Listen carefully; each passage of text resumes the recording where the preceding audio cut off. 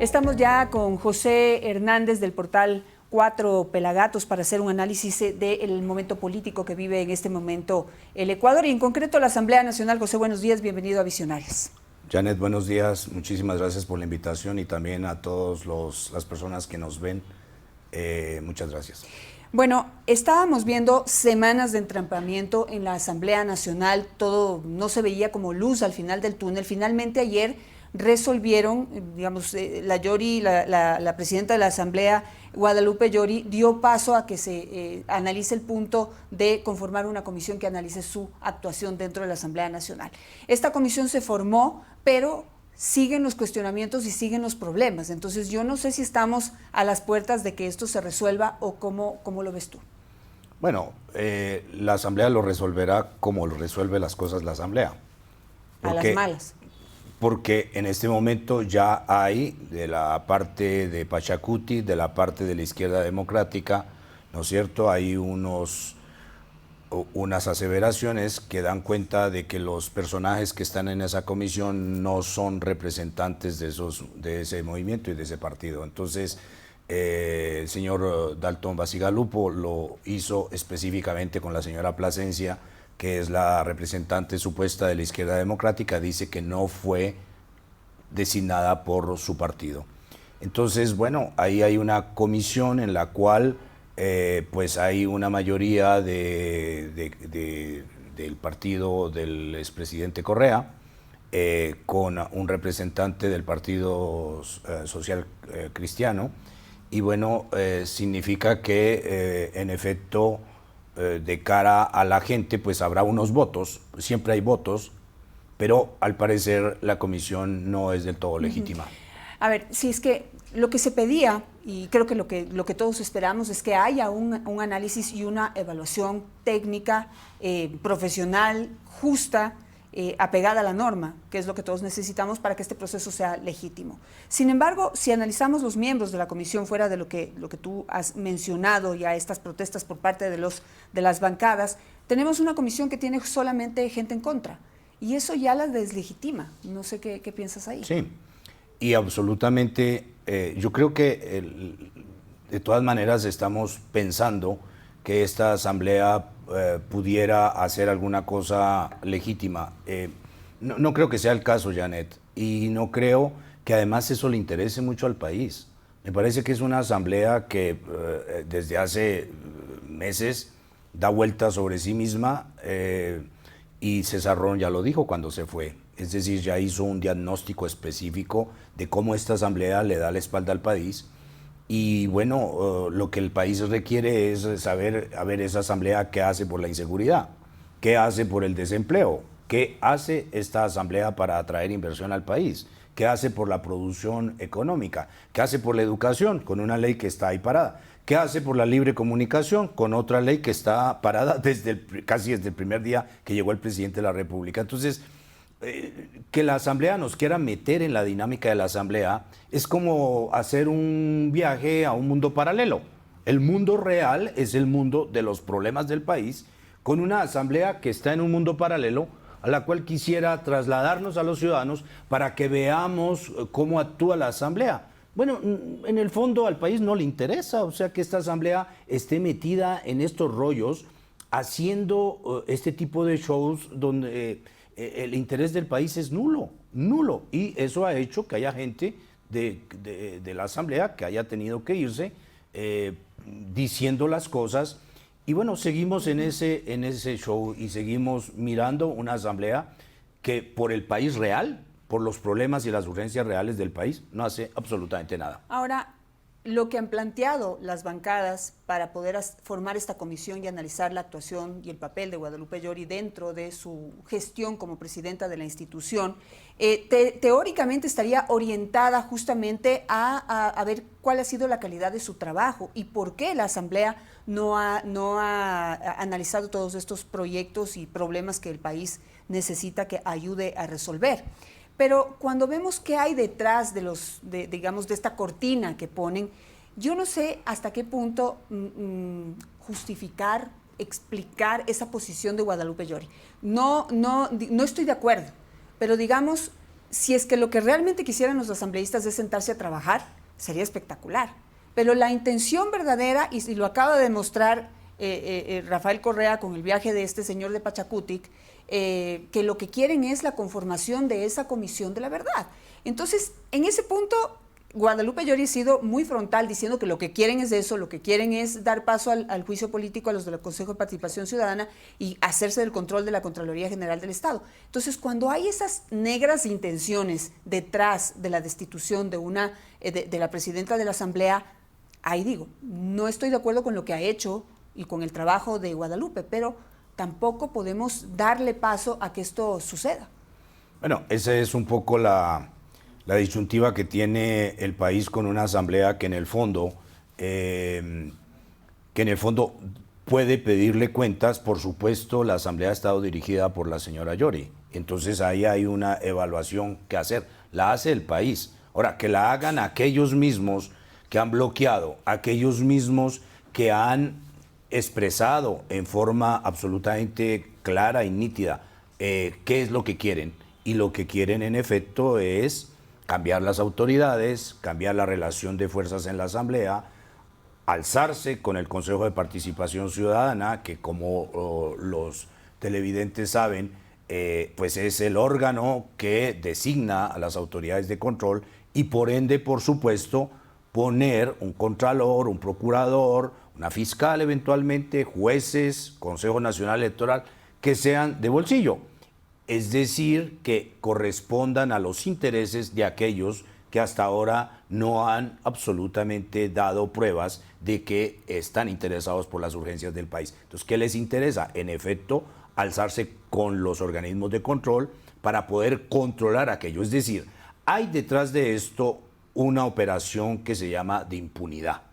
Y la impunidad es tanto para el Partido Social Cristiano como para el correísmo. Y como tú dijiste, en efecto, lo que hizo Rafael Lucero al ir a México, volver y decir que el expresidente Correa sí quiere, por supuesto, entregar la presidencia incluso a alguien de Pachacutic, a cambio de que los votos vayan para la formación de la comisión, que él llama de la verdad, como no la puede llamar de otra forma, pero que en el fondo es una comisión de la impunidad. Claro que sí. Entonces, estamos, digamos, a las puertas de que eso suceda, porque las horas de Guadalupe Llori parece que están contadas. O no sé si podemos analizar el proceso. La comisión hace un informe evaluatorio de la gestión y de ahí es sometida al Pleno. Sí, esto va para hacer, ellos mismos lo han dicho, 35 días, ¿no? Donde habrá una evaluación. Por supuesto que ahí volvemos a la polémica que está en la Asamblea y que se va a solucionar por votos, como siempre ocurre. Es decir, quien pone los votos dentro de esa Asamblea que vive en un mundo paralelo al mundo real del país, pues las cosas ocurren así. Entonces, efectivamente, habrá una comisión. Esta comisión evaluará a la señora Llori, que por supuesto no hay que esperar mucho de un resultado ajeno a que la señora sea depuesta de su cargo. Eso es lo que se antoja evidente.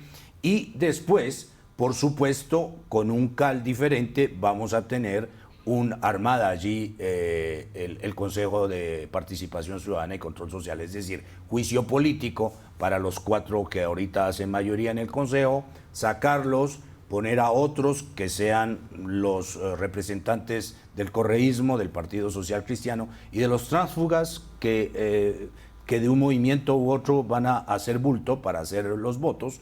Y por supuesto, no hay esto es un juicio anunciado, es un cambio anunciado, lo que va a ocurrir en la Asamblea. La señora Llori evidentemente no será más presidenta.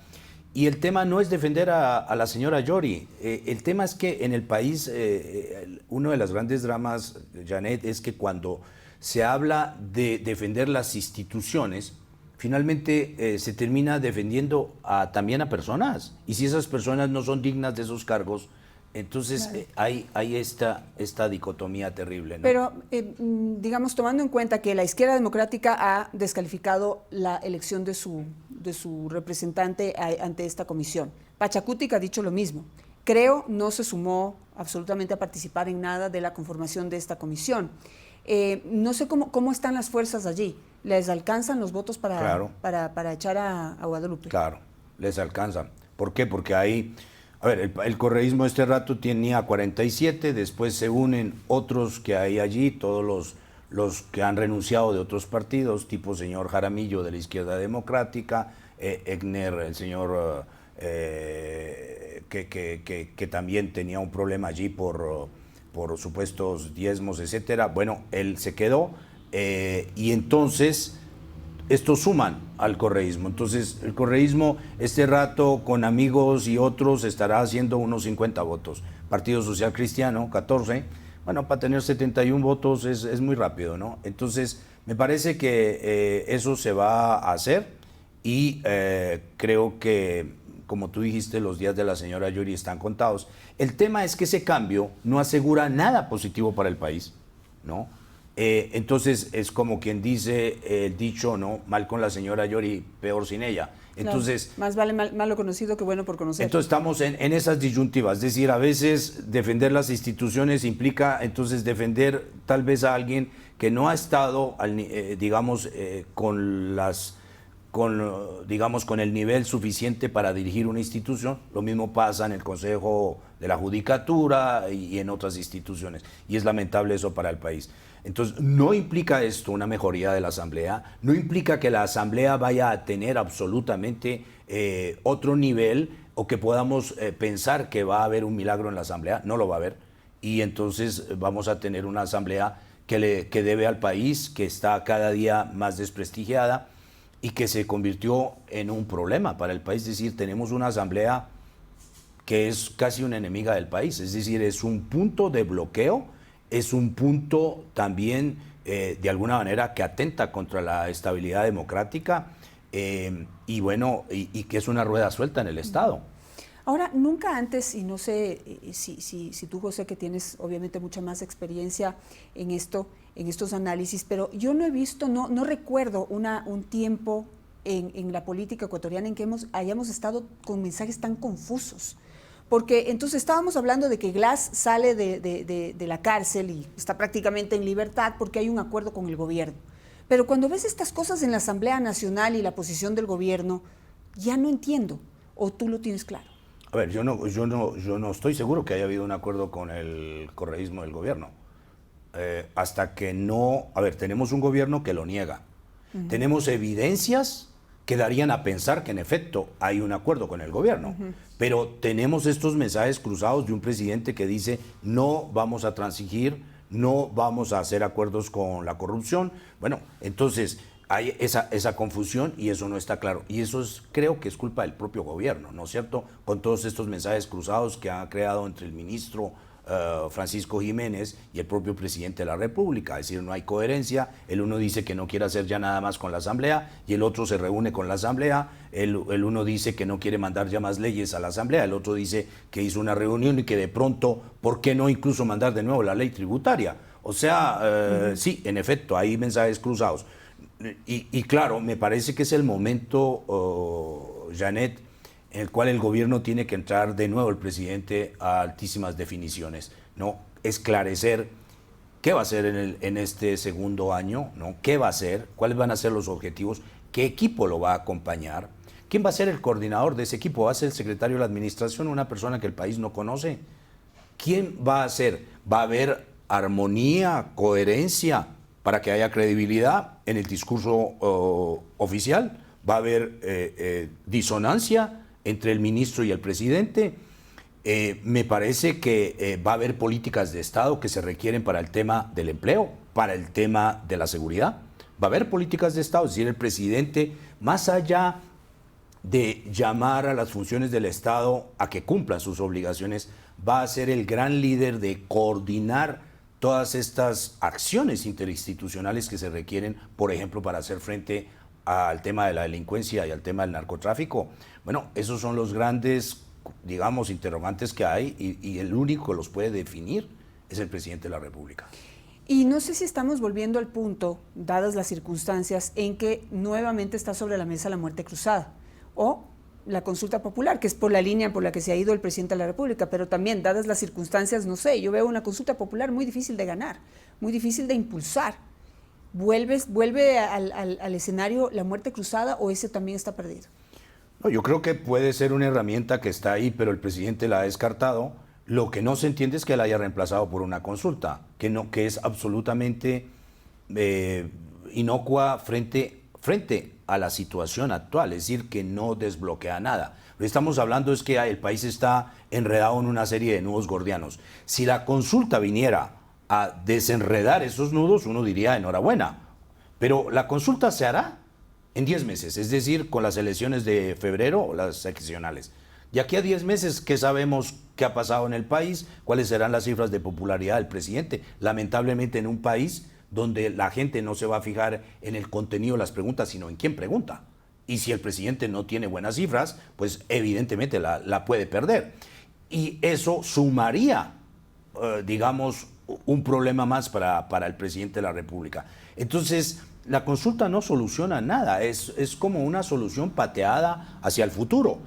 Que se requieren cosas hacia el futuro, por supuesto, pero que el país lo que requiere en este momento es desenredar los nudos gordianos en los que está, la consulta no sirve exactamente para nada. Entonces es absolutamente pertinente tu cuestionamiento en el sentido de decir, bueno, ¿será que regresa la muerte cruzada? Bueno, se antoja que sigue siendo una herramienta constitucional importante que el presidente pudiera usar, pero no se ve, y el presidente lo ha dicho, que quiera usar esa herramienta, por lo cual estamos también en ese tema en ascuas. Es decir, si no hay muerte cruzada y si la consulta no soluciona nada, ¿qué va a ocurrir en este momento? Es decir, ¿cuál va a ser la solución política que el presidente va a aportar en este momento para realmente reencauzar al país, para darle al país aliento, para darle optimismo, para hacer que el país y la gente crea que el país es viable y que la gente no haga como único programa irse del país? Porque eso es lo que mucha gente tiene ahora en la cabeza. Siempre lo ha tenido, pero ahora vuelve el tema de decir, bueno, con esta decepción, con un país que no arranca, con un país bloqueado, sitiado, bueno, entonces, ¿cuál es la solución? Irse. Y si la solución no es irse, porque no es la solución, bueno, el presidente es el que tiene, por eso creo que es un momento importantísimo de redefiniciones que están en la presidencia de la República. Ahora, hay otros factores, porque no solamente la Asamblea Nacional está jugando en contra del país, vemos lo que está haciendo la justicia. Entonces tenemos estas actuaciones de determinados miembros del Poder Judicial, jueces, que dejan libre a Glass en un proceso absolutamente vergonzoso. Vemos otro que deja libre a uno de los mayores delincuentes del país y lo manda, primero quiere mandarlo a un hospital poniendo en riesgo a todo el mundo y después lo manda a su casa. Pero también vemos un presidente de la Corte Nacional de Justicia que pide una extradición de Rafael Correa cuando ya le habían dado un asilo político. Es decir, es una serie de tiros al pie que terminan golpeando también a la política y perjudicando en este caso al presidente de la República, es decir, al gobierno. Entonces también hay otros factores y el presidente ha sido claro en decir que no se va a meter en lo que haga o deje de ser la justicia, pero le afecta. Y le afecta y le interesa. Y ha dicho el presidente que no va a ser indiferente a lo que ocurra, como dijo también el presidente de la Corte Constitucional. Pero lo que se requiere es, por supuesto, nadie ha pedido al presidente de la República que meta las manos en la justicia. Pues eso sería absolutamente incongruente, decirle a un presidente democrático en una república democrática, ¿no?, que meta las manos en la justicia. Por supuesto que no. Pero él es el presidente de la República, lo cual significa que él sí tiene una capacidad de liderazgo para juntar y hacer que esas instituciones, llevarlas, por ejemplo, a una situación en la cual se diseñen políticas de Estado. Y me parece que lo que estamos viendo, Janet, y lo has planteado en la pregunta, es una serie de funcionarios del Estado que no saben o que creen no saber que los cargos vienen con responsabilidad. Y lo que tenemos es una serie de funcionarios en el país, expertos en el síndrome del chivo expiatorio. Siempre están buscando a quién echarle la culpa. No, yo no fui, fue otro, ¿no? Y entonces se lavan las manos y pasan a otro. Eso lo acaba de hacer el señor Murillo, y el presidente de la Corte Nacional de Justicia escribiendo al Consejo, a la Corte Constitucional, decir, señores, no es mi problema, haga el favor, ¿no? ¿Qué quería el señor Murillo? Que le vuelvan a dar las atribuciones que en ninguna parte en el mundo existen en jurisprudencia, ¿no? Que hace que un organismo administrativo meta las manos en la justicia. No, no es dable. Eso no es jurisprudencia internacional. Lo que hay es una jurisprudencia que dice que los jueces son absolutamente libres en los fallos. Pero lo que sí hay es una corte, y tiene que haber, que haga que esos jueces sean profesionales, sean honestos, tengan doctrina y sepan y que estén absolutamente formados para los fallos que tienen que dar. Entonces, lo que no hacen ellos, después cuando se dan cuenta que hay jueces corruptos, que hay jueces absolutamente con fallos amañados, etcétera, etcétera, es echarle la culpa a otros. Entonces, lo que tenemos en el país es una serie de funcionarios absolutamente sin responsabilidad ni administrativa ni política. Y eso es lo que no es dable, y me parece que ahí es el trabajo del presidente de la República, porque el presidente de la República, sin meter las manos ahí, sí puede, ante el país, decir, bueno, aquí qué está ocurriendo, qué está pasando. Y me parece que parte del trabajo del presidente es precisamente generar este tipo de, ya sea por medio del Consejo de Seguridad del Estado, o ya sea generando colaboraciones interinstitucionales que vayan hacia la conformación de políticas de Estado, que él puede hacer que esas instituciones tengan que cumplir con su deber. Es lamentable decir que hay gente que no sabe, que tiene que cumplir con sus responsabilidades y que tiene obligaciones según la ley. Y entonces esto se ha visto. En Colombia hubo, por ejemplo, este tipo de colaboraciones interinstitucionales para encarar al narcotráfico. Y tiene que haberla. No hay ningún poder en un país que pueda funcionar solo. Es decir, la policía aparte de los militares aparte de los jueces aparte de los fiscales, para tratar un tema que es de peligro público, que es absolutamente conocido su poder destructivo, que actúa, que corrompe, que amenaza. Bueno, eso tiene que tener un poder, ese es el del Estado. Por eso el presidente, me parece, que debe generar políticas de Estado donde él sea uno de el animador principal, no para meter la mano en los otros, sino para suscitar que todas esas instituciones cumplan lo que tienen que hacer por ley. Esa sería entonces otra de las grandes decisiones que en este momento crucial de la historia del país tendría que tomar. Sin embargo, no sé si es que eso intentó al llamar a los principales representantes de las instituciones de justicia del Estado. No sé qué habrá pasado al interno en esa reunión, pero definitivamente o no entendieron o acordaron cosas totalmente equivocadas en esa reunión, porque de esa reunión sale esta pésima idea de que le devuelvan al Consejo de la Judicatura este poder de sancionar a jueces por sus fallos y volver al estado que teníamos con el Consejo de la Judicatura de YALC, o que, como tú bien dices, culpen a otros de sus propias responsabilidades, delegándole o devolviéndole la pelotita de lo que está sucediendo a la Corte Constitucional. Entonces yo digo, tratan de hacer cosas y no avanzan, sino que se dan un tiro tras otro en el pie. A ver, lo que pasó en esa reunión es que el presidente de la República de alguna forma puso y llamó a las autoridades, a la Corte Nacional y al Consejo de la Judicatura a que cumplan sus obligaciones. Eso fue básicamente, digamos, es un pedido, es también de alguna manera una queja, ¿no?, que tengo entendido que el presidente hizo. Y a partir de ahí, lo que hace el señor Murillo es decir, sí, pero yo no puedo actuar. Y el de la Corte Nacional dice, yo tampoco. O sea, yo no fui, yo no tengo nada que ver. Es esta actitud en la cual la gente no se hace cargo de lo que ocurre en sus sectores, sino que inmediatamente pasan a echarle la culpa a alguien.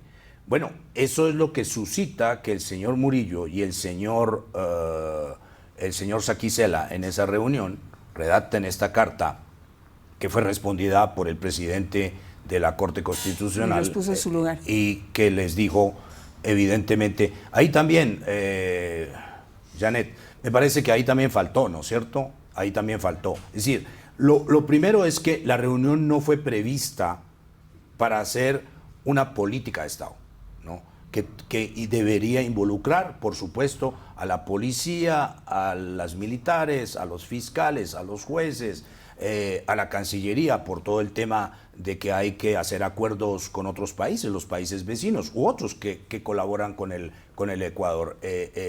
Y luego, eso no ocurrió. Y luego ocurre lo que vimos, y es que le manden esa carta a la Corte Constitucional, que me parece que respondió a los dos personajes, pero la Corte no dio una respuesta al país, ¿no? Que también se la debe, porque la Corte Constitucional debe una respuesta al país. Si bien los fallos ya están producidos, si bien la Corte no puede hacer textos por fuera de fallos, eso es verdad, si bien la Corte no está para negar sus propios fallos, la Corte sí podía hacer una tarea pedagógica diciéndole a los ecuatorianos: mire, los fallos ya están producidos, ¿no? En temas generales, ¿no? Está producido este fallo, este fallo, este fallo. No podían decir está producido este fallo que se parece a lo que ocurrió con el señor Glass y que lo hicieron mal los jueces. Porque recuerda tú que cualquier apelación ahora que vendrá de la Corte de Santa Elena, ¿no? Lo siguiente es que eso puede seguir subiendo hasta llegar a la Corte Constitucional. Entonces ellos no pueden prevaricar. Pero sí se me antoja que podían hacer un trabajo pedagógico diciendo: los fallos están producidos, ¿ok? Están aquí, ¿no? Se pueden leer allá, etcétera. Es decir, sí podía haber una tarea más pedagógica con los ciudadanos, porque lo que se vio es que pusieron en su sitio a los dos funcionarios que querían endosar la culpa a la Corte Constitucional. Está bien que la Corte diga: oiga, hagan su trabajo, ¿no? Pero me parece que faltó esta parte pedagógica donde la Corte a los ciudadanos los invita a leer los fallos y a decir: aquí ya se han tratado casos similares y hay esta jurisprudencia, ¿no es cierto? Me parece que eso falló, sí. José, faltó. Muchísimas gracias por tus aportes y por todo el análisis. Creo que hemos dado mucha más claridad, mucha más claridad de que las cosas todavía vienen complicadas y que hay decisiones fuertes que hay que tomar, pero bueno, para eso elegimos gobernantes, así que esperamos que lo puedan hacer.